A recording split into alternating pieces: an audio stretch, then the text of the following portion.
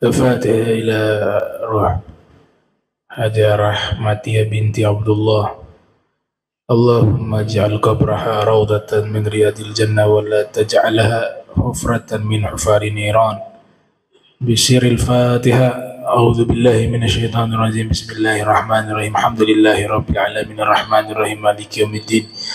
إياك نعبد وإياك نستعين. اهدنا الصراط المستقيم صراط الذين أنعمت عليهم غير المغضوب عليهم ولا الضالين آمين. السلام عليكم ورحمة الله وبركاته. الحمد لله على فضله وإحسانه جعل في قصص الأولين عبرة لأولي الأبصار. أشهد أن لا إله إلا الله وحده لا شريك له الوحاد الواحد القهار، وأشهد أن سيدنا محمدا عبده ورسوله المصطفى المختار.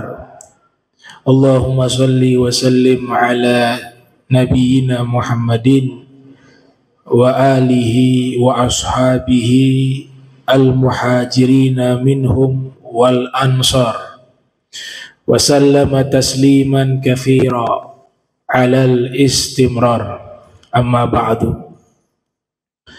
سبحانك لا علم لنا إلا ما علمتنا إنك أنت العليم الحكيم. ربي اشرح لي صدري ويسر لي أمري واحلل عقدة من لساني يفقهوا من قولي وسد لساني وهدي قلبي بحق سيدنا محمد صلى الله عليه وآله وبارك وسلم.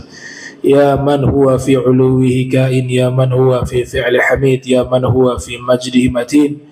اللهم أكرمنا بنور الفهم وأخرجنا من ظلمات الوهم وارزقنا فهم النبيين وحفظ المرسلين وإلهام ملائكة المقربين. ربنا زدنا علما وفهما وعقلا يا أكرم الأكرمين بحق سيدنا محمد خاتم الأنبياء والمرسلين. يا رحمن يا رحيم. وصلى الله على سيدنا محمد وعلى آله وصحبه أجمعين. أما بعد. Alhamdulillah, syukur kehadirat Allah, salawat salam tercurahkan kepada junjungan mulia Nabi tercinta Nabi Yuna Muhammad sallallahu alaihi wa alihi wa barak wasallam beserta segenap keluarga beliau, sahabatnya dan umatnya. Kita masih melanjutkan pembahasan kisah Nabi Musa alaihi salam. Di sini termuat penggalan kisah Nabi Musa di surat Asy-Syu'ara. Ya. Asy-Syu'ara itu artinya para penyair. Ada yang satu mirip namanya Asy-Syu'ara. Kalau Asy-Syu'ara itu musyawarah. Ya. Ini disebutkan perdebatan yang sudah kita bahas antara Nabi Musa dan Fir'aun. Nah, sampai di titik di mana Fir'aun meminta Nabi Musa menunjukkan mukjizatnya, bukti bahwa beliau seorang nabi. Fir'aun mengatakan, qala la'in ittakhadhta ilaha ghairi la aj'alannaka minal masjunin. Kalau kau jadikan ada Tuhan selainku, kata Fir'aun kepada Nabi Musa, maka aku akan menjadikan dirimu termasuk orang-orang yang ditahan di dalam penjara. Minal masjunin. Qala awalau ji'tuka bisyai'in mubin. Ini kalimatnya yang di mana Fir'aun meminta, buktikan kalau kau seorang nabi, mukjizat, bukti yang nyata.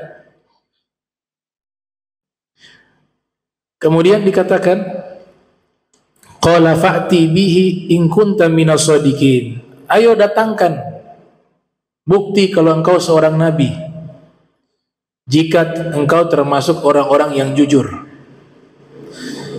Nah, biasanya mukjizat itu ditantang dulu baru para nabi keluarkan. Tidak serta-merta keadaan tidak ada tuntutan untuk menunjukkan hal-hal yang luar biasa kemudian ditampilkan. Enggak. Ketika yang melawan dakwah ini meminta, baru mereka tunjukkan mukjizat tersebut. Maka Nabi Musa fa'alqa 'asahu fa idza hiya syu'banun mubin. Fa'alqa, melempar tongkatnya, ya, melempar tongkatnya. Tiba-tiba tongkat itu berubah menjadi thu'banum mubin, ular yang nyata. Ini kalimat atau kata thu'ban, ularnya besar. Jadi kalau disebut hayat itu maknanya ular kecil atau janun. Itu artinya ular yang kecil. Tapi kalau thu'banun ularnya besar.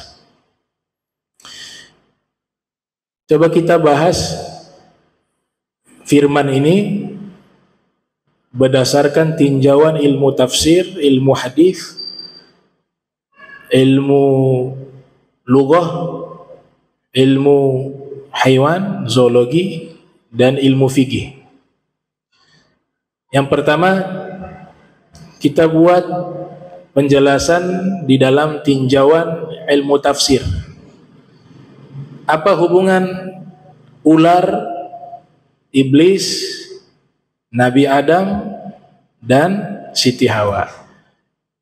Ini 4 nama ini tidak pernah pisah di dalam Al-Quran. Kalau ada kalimat turunlah kalian dari surga, pasti pelakunya ini 4 nama tersebut. Di surat Al-Baqarah ayat 123 Allah Subhanahu wa taala berfirman, qala ihbita minha jami'a ba'dukum li ba'din adu. Turunlah kalian berdua. Ular dan iblis, sekali lagi ular dan iblis diturunkan sebagai penghinaan. Allah hinakan mereka, Allah berikan sanksi kepada mereka. Karena yang melanggar aturan sebenarnya 2 ini, iblis sama hayat, ular. Adapun Nabi Adam dan Hawa, Allah turunkan mereka ke dunia ini bukan sebagai penghinaan, bukan sebagai hukuman, tapi bagian dari takdirnya Allah. Itu beda ya. Kalau kita mengatakan diturunkan dari surga Nabi Adam sebab kesalahan dan diberikan sanksi, nah ini para ulama mengatakan kita masuk ke wilayah su'ul adab. Nanti kita bisa menyalahkan, gara-gara Nabi Adam kita hidup di dunia. Coba kalau Nabi Adam tidak melanggar, kita sudah enak di surga. Nah, ini pemahaman keliru. Memang Allah sudah atur Nabi Adam harus tinggal di bumi. Ada buktinya. Sebelum Allah ciptakan Nabi Adam, Allah sudah nyatakan inni ja'ilun fil ardi khalifah. Itu kan Nabi Adam belum diciptakan dengan wujud yang sempurna. Allah nyatakan saya akan jadikan di bumi ini seorang khalifah. Berarti bagian dari takdir, ketetapan Allah. Tapi kalau Allah turunkan iblis dan ular, itu memang sanksi. Sanksi bagi mereka. Qala ihbita, turunlah kalian berdua, ai iblis wal hayat, yaitu iblis dan ular. Minha, dari surga. Jami'ah, seluruhnya kalian turun. Ba'dukum li ba'din adu. Sebagian dari kalian dengan yang lainnya akan menjadi musuh abadi. Adu, musuh abadi. Al-Imam Qurtubi dalam tafsirnya Jami'ul Ahkam, lahir kurang lebih diperkirakan tahun 600-an Hijriah, wafat 671 Hijriah. Dalam tafsirnya beliau mengatakan, anta aduun lil hayyati wa iblis wa huma udwanun lak. Kamu wahai Adam dan seluruh turunan Adam akan terus menjadi musuhnya ular dan musuhnya iblis, dan keduanya juga, yaitu ular dan iblis, senantiasa menjadi musuh kalian.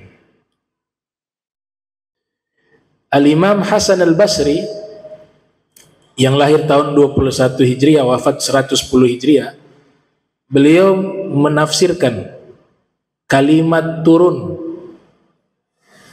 yaitu dikutip oleh Abu Hatim Ar-Razi, uhbita Adam bilhin, diturunkan Adam di India, bilhin. Wa uhbitat Hawa bi Jeddah, diturunkan Hawa di Jeddah. Makanya Jeddah artinya nenek tua, karena nenek yang pertama, ibu yang pertama bagi seluruh manusia adalah Hawa, dinamakan Jeddah. Wa uhbita iblis bil Basrah, sedangkan iblis diturunkan di Basrah, di kota Basrah, negara Irak. Wa uhbitat al-hayyatu bi Asbahan, dan diturunkan ular itu di Asbahan. Asbahan wilayah Khurasan atau Persia. Turun nih 4 tempat. Nabi Adam di India, Siti Hawa di Jeddah, kemudian ular di Asbahan, iblis di Basrah. Nanti puncaknya Nabi Adam dan Hawa bertemu, saling menatap dari kejauhan di Arafah. Makanya namanya Arafah, saling mengenal. Terus bertemunya mereka sejak lama berpisah di satu bukit. Disitulah saling melepaskan kerinduan antara suami istri Adam dan Hawa di bukit tersebut, dinamakan Jabal Rahmah, gunung kasih sayang. Itu sejarahnya kenapa dinamakan Jabal Rahmah dan Arafah. Nah, Al-Imam Ja'far As-Shadiq Ibn Muhammad Al-Baqir yang lahir tahun 83 Hijriah, wafat 148 Hijriah, beliau mengatakan bahwa ular dulu ditugaskan menjaga pintu surga. Dia memiliki 4 kaki. Kemudian iblis ketika Allah usir dari surga, dia ingin menggoda Adam, menggoda Hawa, tapi tidak bisa masuk ke dalam surga karena ada penjaga selain ular, malaikat. Disinilah dia berkonspirasi dengan ular. Dia masuk di mulutnya ular, sembunyi di dalam mulutnya ular, kemudian ular masuk ke dalam surga. Malaikat tidak akan menahan karena ular ditugaskan oleh Allah menjaga pintu surga, bisa masuk, bisa keluar. Sampailah masuk ke dalam surga, maka iblis keluar dari mulutnya ular dan dia menggoda Hawa. Hawa kemudian menyuruh Nabi Adam memakan satu buah yang dilarang waktu itu. Kalau khuldi itu bukan nama buah, sifat, dan itu yang menamakan iblis. Iblis yang menamakan kalau kau makan buah ini akan kekal abadi. Khuldi artinya kekal. Bukan Allah yang namakan buah itu. Maka dalam tafsir banyak mengatakan itu buah kurma, ada yang mengatakan buah tin, ada yang mengatakan buah zaitun, ada yang mengatakan anggur. Tapi versi yang ada di surga. Karena sebab inilah iblis dan ular dihukum. Allah hukum ular, 4 kakinya dicabut oleh Allah. Dan Allah turunkan ke bumi dan dia berjalan dengan perutnya sampai hari kiamat.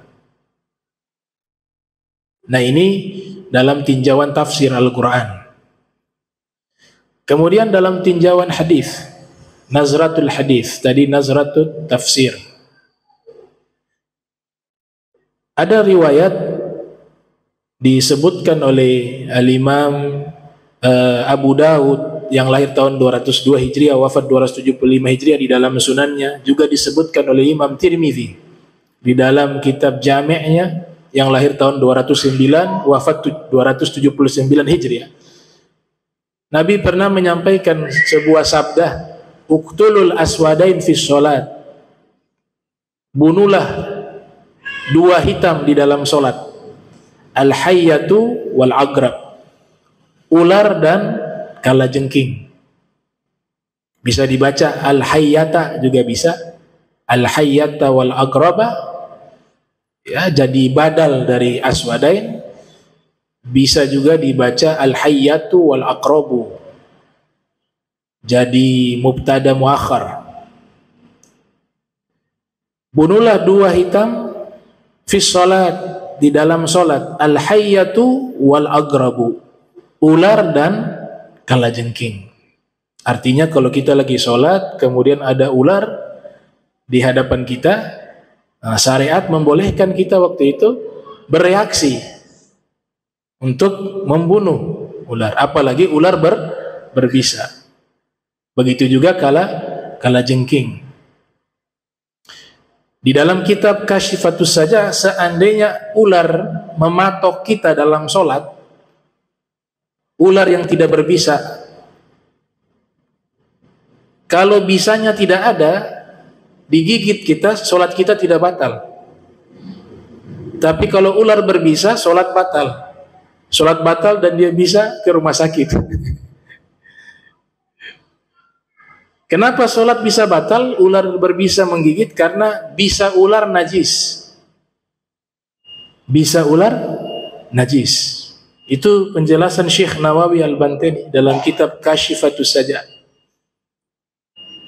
Dari hadis ini ada perintah untuk membunuh ular. Sesuatu yang membahayakan diri kita, dibolehkan kita membela diri.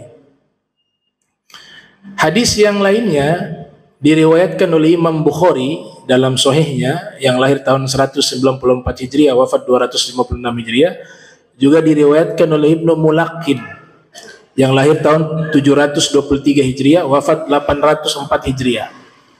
Nabi mengatakan khamsun fawasik yuqtalna fil hilli wal haram. Ada 5 hewan yang fasik, kata Rasul. Fasik maknanya di sini kotor. Bisa diterjemahkan yang berbahaya. Bisa diterjemahkan yang membawa mudarat, penyakit.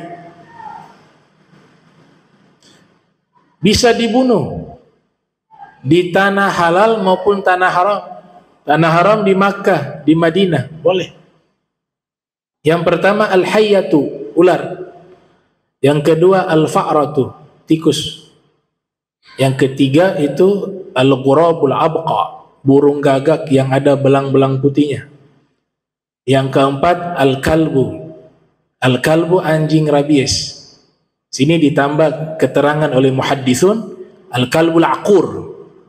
Ya, sekarang kan ada banyak kasus kena gigitan anjing gila, itu kan bahaya, penyakit rabies.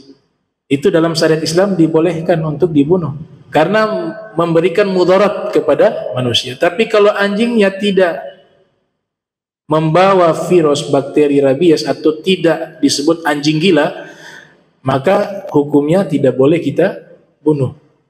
Yang kelima al-hid'ah, burung elang. Al-hid'ah, burung elang. Dulu di Jazirah Arab mereka banyak tinggal di kemah-kemah di gurun pasir. Anak bayi mereka taruh di dalam kemah. Kadang mereka orang tuanya keluar sebentar untuk mencari makan atau mengembalakan kambing. Itu burung elang sering masuk ke tenda itu. Kemudian dipatok kepala anaknya sampai mati. Makanya Nabi mengizinkan untuk dibunuh burung elang al-hid'ah. Riwayat yang lain al-aghrab, kalajengking. Kalajengking juga diizinkan. Dikias semua hewan yang membahayakan, kita diizinkan untuk membunuh. Kalau kita dalam keadaan sudah harus untuk membunuh. Kalau ngusir, sedangkan hewan ini berbisa, berbahaya, justru membahayakan orang lain. Maka disitulah syariat Islam membolehkan untuk membunuh beberapa hewan yang memiliki bahaya bagi manusia, memberikan bahaya bagi manusia. Ada hadis riwayat Muslim, sahabat bernama Abu Sa'id dan Abu Sa'id Al-Khudri. Ini disebutkan dalam Sahih Muslim. Imam Muslim lahir tahun 204 Hijriah, wafat 261 Hijriah. Jadi Abu Sa'id datang berkunjung ke rumahnya Abu Sa'id Al-Khudri. Di saat itu Abu Sa'id Al-Khudri sedang sholat, mungkin sholat sunnah di rumah. Abu Sa'id duduk di rumahnya Abu Sa'id Al-Khudri. Dia lihat di bawah kasurnya Abu Sa'id Al-Khudri ada ular.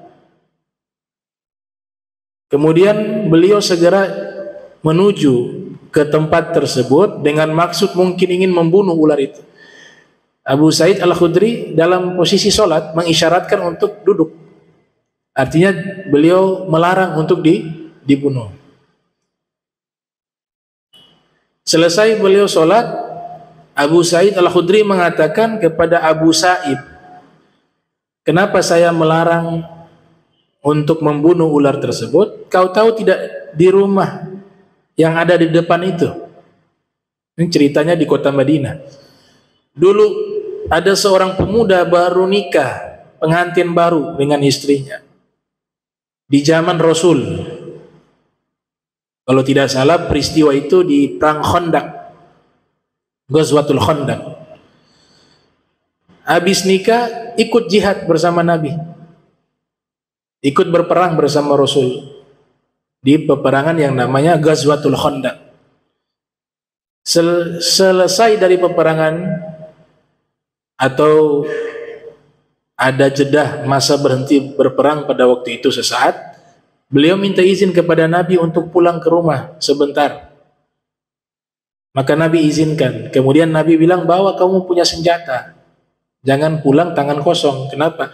Karena ada Bani Quraidah di situ, ada suku Yahudi yang kapan saja siap menyerang umat Islam, karena mereka tinggal di Madinah.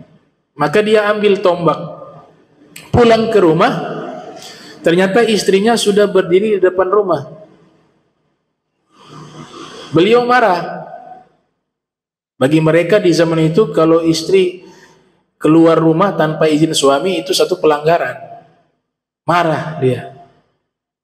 Ketika dia marah, istrinya tahu nih, oh ini suami saya marah karena saya keluar rumah, padahal berdirinya di depan pintu rumah. Dia mengatakan kepada suaminya, kamu lihat ke dalam. Kenapa saya keluar dari rumah? Karena ada sebab sesuatu di dalam rumah. Coba kau lihat dulu. Maka suaminya masuk ke dalam rumah, ternyata ditemukan seekor ular di atas tempat tidur. Saat itu juga dia langsung membidik ular itu. Dia lempar itu tombak atau dia tusuk dengan tombaknya kepada ular itu. Ketika sudah ditusuk itu ular, dia keluar dari rumahnya, ternyata ularnya itu masih hidup dan ular berbisa. Kemudian dipatok pemuda itu, akhirnya dua-duanya mati. ular itu juga mati, pemuda itu juga mati, wafat pemuda itu. Kisah ini disampaikan ke Rasul pada zaman itu. Apa kata Nabi? Bahwa di Madinah ini banyak jin-jin yang beriman. Jin yang beriman yang biasa mereka bisa berwujud ular. Apabila kalian dapati ada ular di dalam rumah kalian, maka usirlah dia sebanyak 3 kali. Kalau Imam Malik menyatakan selama 3 hari. Kalau dia tidak keluar setelah diusir, maka faqtuluhu fa inna ma huwa syaitan. Diizinkan kalian membunuh ular tersebut karena dia adalah syaitan. Syaitan di sini maknanya bisa dia ular sungguhan, atau makna kedua dia adalah ular yang diserupai, ya, jin menyerupai ular tapi jin yang jahat. Dibunuh kata Nabi. Tapi bunuhnya jangan di dalam rumah, bawa keluar jauh dari rumah. Nah, ini dalam tinjauan hadis Rasul. Kemudian ular dalam tinjauan bahasa al-lughah ini luar biasa. Jadi ular itu kosakatanya Allah sebutkan dalam Al-Quran hanya 5 kali dengan 3 kosakata. Yang pertama hayyatun, hayyatun artinya ular juga. Yang kedua thu'banun artinya ular. Yang ketiga jannun juga artinya ular. Jadi 5 kali Allah sebutkan kata ular di dalam Al-Quran. Di surat Toha, di surat Asy-Syu'ara, di surat Al-A'raf, di surat Al-Qasas, dan di surat An-Naml.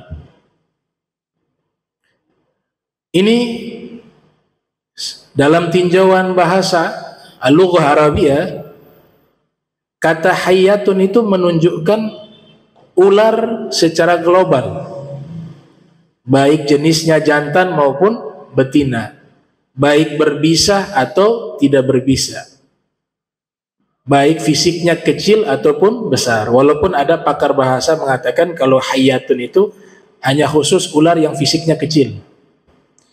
Tapi kalau thu'banun itu adalah ular yang fisiknya sangat besar. Ular yang fisiknya besar atau sangat besar. Kalau jannun ularnya kecil. Ularnya kecil.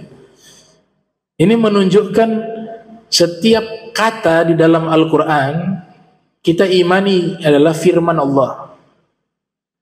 Semuanya punya makna. Semuanya punya makna.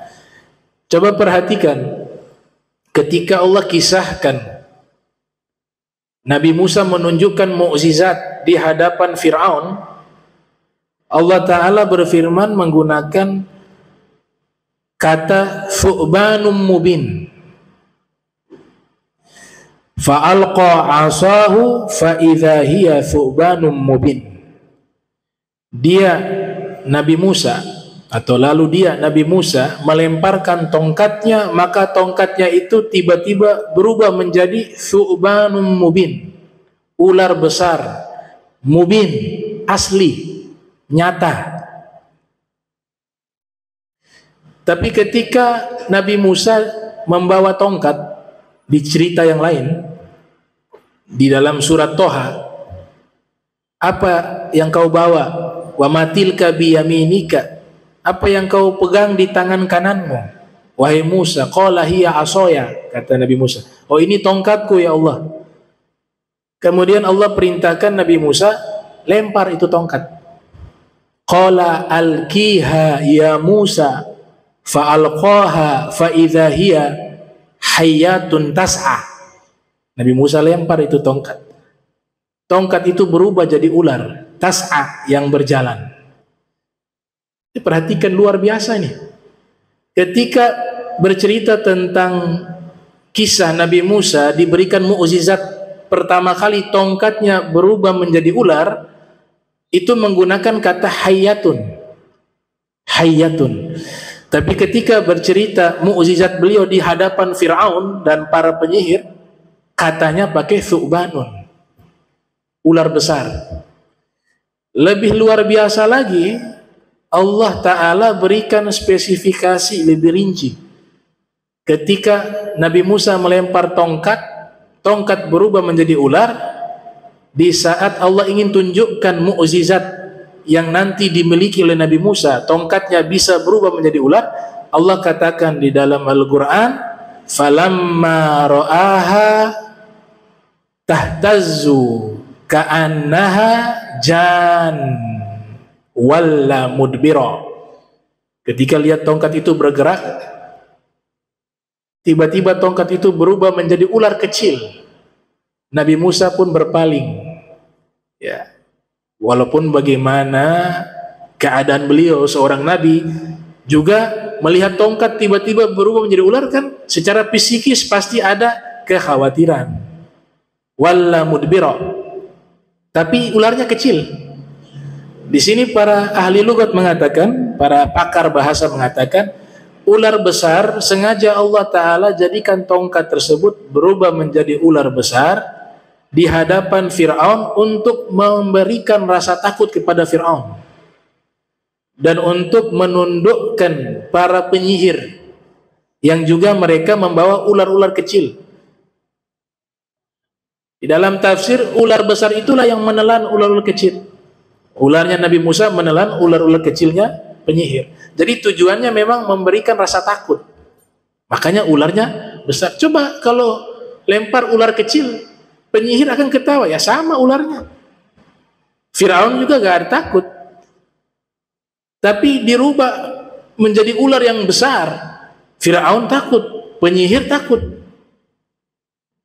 Ini detail sekali firman Allah. Tapi ketika Allah Ta'ala memberikan mukjizat kepada Nabi Musa, ingin tunjukkan bahwa Nabi Musa diberikan mukjizat, tongkat bisa berubah menjadi ular. Allah rubah ularnya kecil, karena tujuan Allah bukan untuk menakuti Nabi Musa. Coba tiba-tiba ularnya besar, loh.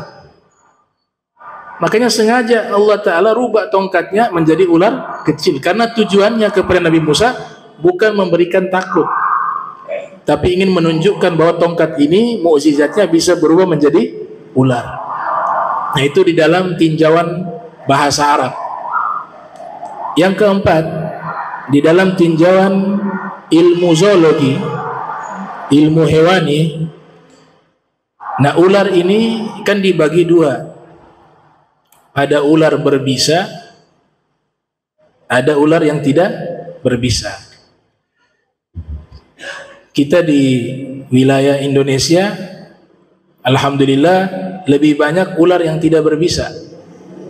Mungkin di negara lain seperti Afrika, Amerika Latin itu mereka punya spesies ular banyak yang berbisa. Itu di dalam ilmu zoologi sudah diteliti, ular yang paling berbisa nomor 1 itu bernama taipan. Taipan ini kalau dia menggigit manusia, sudah dibuat riset penelitian ilmiah, itu racunnya bisa membunuh manusia dalam waktu 45 sampai 47 detik.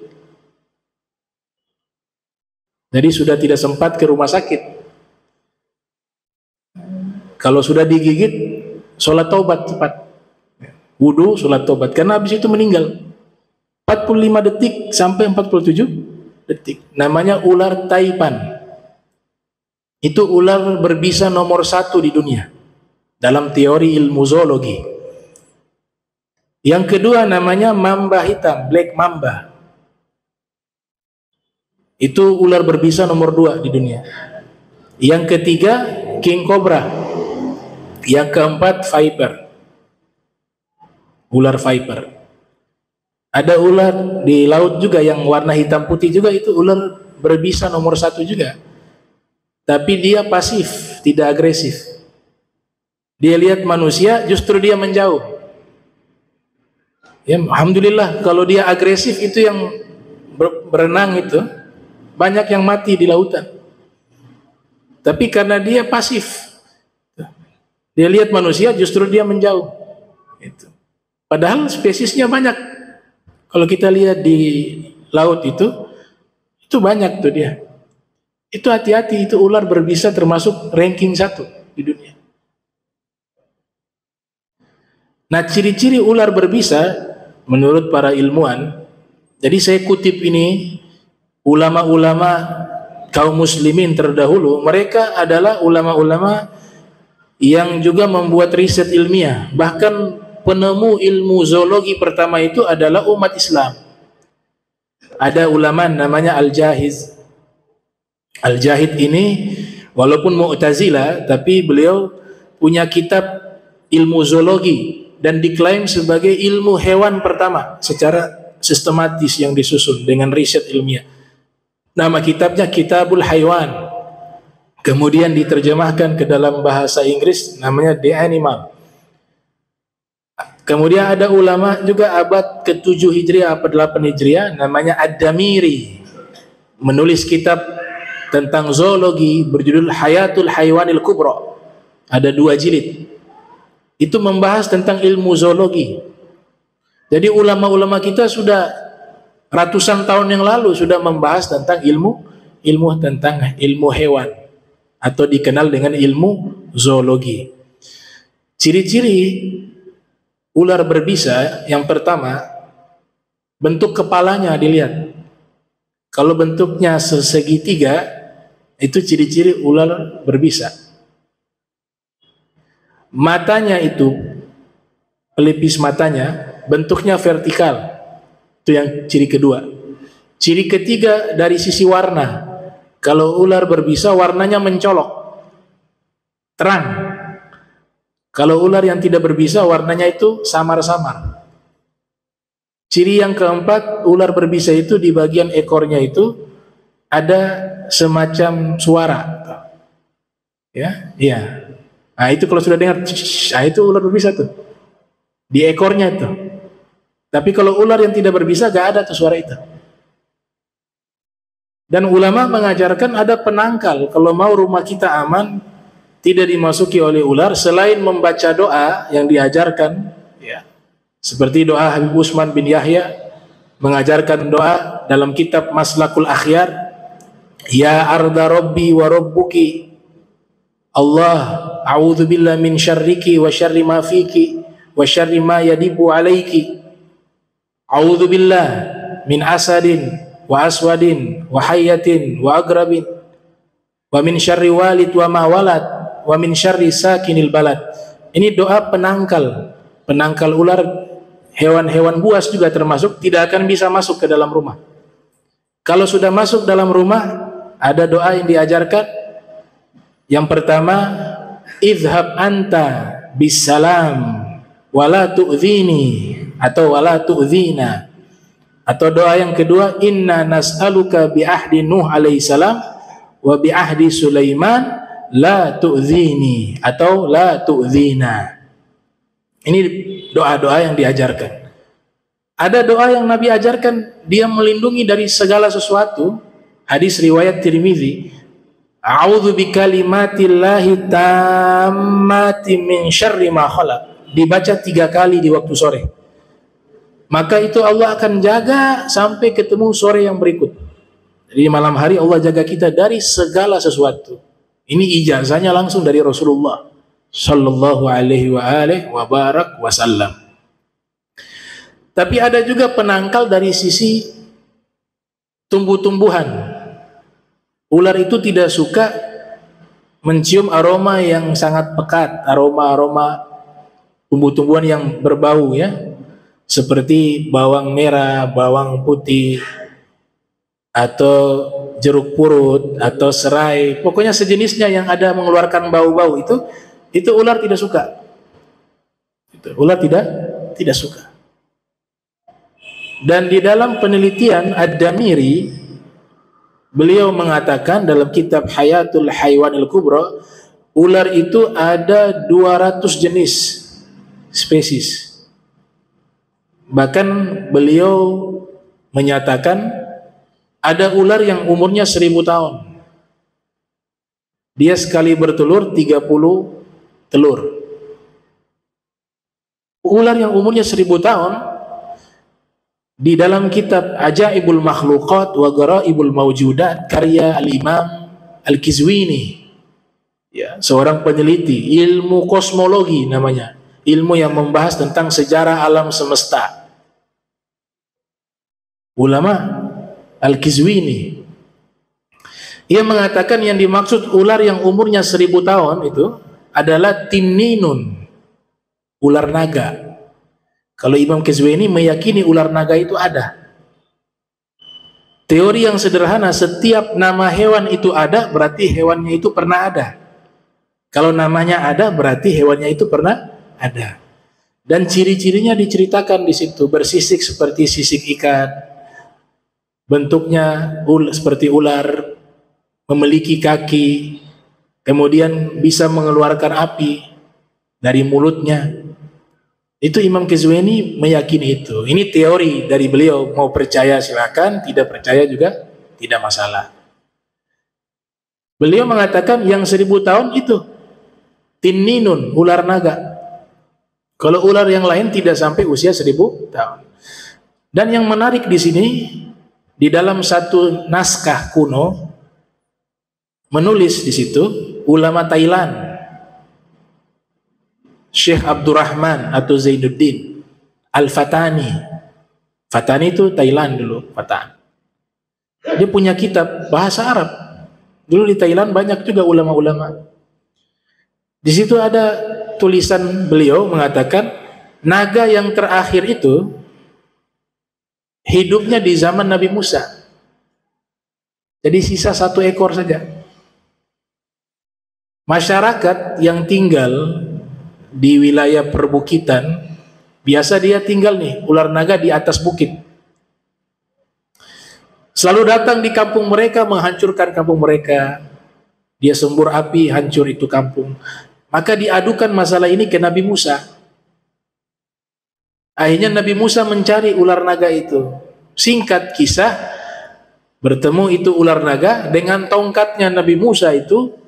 Nabi Musa melempar itu tongkat, dia secara otomatis mengejar ular naga itu sampai akhirnya tongkat itu memukul ular naga itu sampai mati. Itulah awal dari punahnya ular naga. Itu pernyataan ulama Thailand. Kemudian dari tinjauan fikih yang terakhir ini, hukum membunuh ular, mazhab Hanafi sepakat bahwa semua ular itu boleh dibunuh, mau dalam rumah ke di luar rumah boleh dibunuh. Kasih peringatan atau tidak kasih peringatan boleh dibunuh. Ini pendapatnya ulama-ulama mazhab Hanafi. Kebanyakan ulama mazhab Hanafi berpendapat demikian. Juga Imam Tahawi. Imam Tahawi juga mazhab Hanafi. Jadi sepakat dibunuh. Dan ini juga dinyatakan oleh Ibnu Abdul Bar dalam kitab At-Tamhid, bahwa bukan hanya mazhab Hanafi, tapi hampir semua ulama berkonsensus, bersepakat bahwa kalau ularnya di luar rumah, itu ulama sepakat boleh dibunuh. Kalau memang menuntut kita untuk harus membunuh, itu membahayakan diri kita dan seterusnya. Namun ketika ularnya di dalam rumah, terjadi perbedaan pendapat. Kalau di luar rumah, kesepakatan boleh dibunuh. Tapi ketika di dalam rumah, ada 4 pendapat dalam tinjauan fikih. Pendapat pertama menyatakan boleh dibunuh yang di dalam rumah. Ini pendapat mazhab Hanafi. Pendapat kedua, mazhab Maliki. Mazhab Maliki berpendapat kalau yang di dalam rumah tidak boleh dibunuh kecuali sudah usir dia selama 3 hari, tidak keluar-keluar dari rumah, maka diizinkan dibunuh. Itu pendapat kedua mazhab Maliki. Pendapat ketiga menyatakan kalau ularnya itu berada di kota Madinah, dikhususkan hanya di kota Madinah, dan berada di dalam rumah, tidak boleh dibunuh kecuali harus diusir.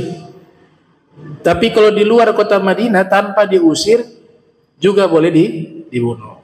Pendapat keempat ini yang rajih, yang kuat, diikuti oleh ulama-ulama mazhab Syafi'i. Di antaranya Imam Suyuti dalam kitab Tanwirul Hawalik Syarah Muwatta bin Malik, di situ menyatakan kalau ularnya ular berbisa yang ada di dalam rumah, maka boleh dibunuh. Ular berbisa atau ular yang ekornya itu pendek, kata beliau, itu boleh dibunuh. Tapi kalau ularnya bukan jenis ular berbisa, maka harus diusir dulu sebanyak 3 kali. Kalau tidak mau keluar, maka dibolehkan dibunuh. Apa alasan dari Imam Suyuti? Ular berbisa dan ular yang ekornya pendek itu jin mukmin tidak bisa menyerupai ular jenis seperti itu. Jadi dipastikan itu bukan jin menyerupai ular, karena masalahnya di sini kan khawatir itu jin mukmin menyerupai ular. As-Suyuti mengatakan, tapi kalau ularnya berbisa dan ularnya ekornya pendek, maka dipastikan ini bukan penyerupaan dari jin. Ini ular, benar-benar ular. Tapi kalau ular yang tidak berbisa, maka di situ ada kemungkinan dia adalah jin, maka harus diusir. Cara usirnya baca doa tadi itu. Idhhab anta bisalam wala tu'dhini. Dibaca 3 kali. Kalau benar dia jin, akan dia keluar. Tapi kalau dia tidak keluar, dia bukan jin, diizinkan untuk dibunuh. Nah, ini tinjauan fikih tentang hukum ular. Kemudian yang terakhir, hukum mengkonsumsi ular. Ya, kesepakatan haram. Kecuali untuk obat-obatan itu juga. Kalau obat yang halal sudah tidak ada dan hanya ada obat ini, baru bisa digunakan. Tapi kalau mazhab Syafi'i, mayoritas ulama-ulama Syafi'i tetap mengatakan untuk obat juga tidak bisa. Dalam tafsir dikatakan yuhillu alaihim at-thayyibat wa yuharrimu alaihim al-khaba'ith. Dalam kitab tafsir Ma'alimi Tanzil Al-Baghawi, dihalalkan kepada kalian makanan-makanan yang baik, diharamkan bagi kalian makanan-makanan yang buruk. Kata al-khaba'ith di sini juga diterjemahkan ular termasuk. Apalagi hadis kedua mengatakan kullu dzinabin minas siba' haram. Setiap hewan yang bertaring itu haram. Walaupun ada ulama mengatakan ini tidak mutlak, tapi muqayyad, ada ikatan. Beberapa jenis hewan saja yang bertaring yang haram, karena buktinya ikan hiu itu halal sedangkan dia bertaring. Ada hewan namanya haina, itu sebagian ulama mengatakan hukumnya tidak haram. Nah, ini tentang masalah. Insyaallah nanti kita lanjutkan kisah daripada Nabi Musa alaihissalam. Allahumma jam'ana hadza jam'a marhuma wa tafarraqana min ba'di tafarruqan ma'suma wa la tajal minna wa la minna syakila mahruma. Subhanaka bihamdika astaghfiruka wa atubu ilaihi wa sallallahu alaihi Muhammadin wa ala alihi wa sahbihi wa baraka wasallam. Wa la minkum wassalamu alaikum warahmatullahi wabarakatuh.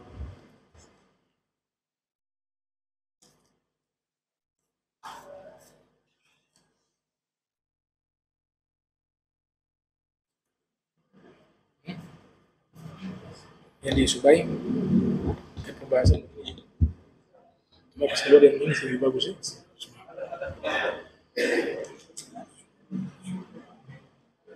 Oh, berarti memang rezekinya pas ya, pas belum ini bagus.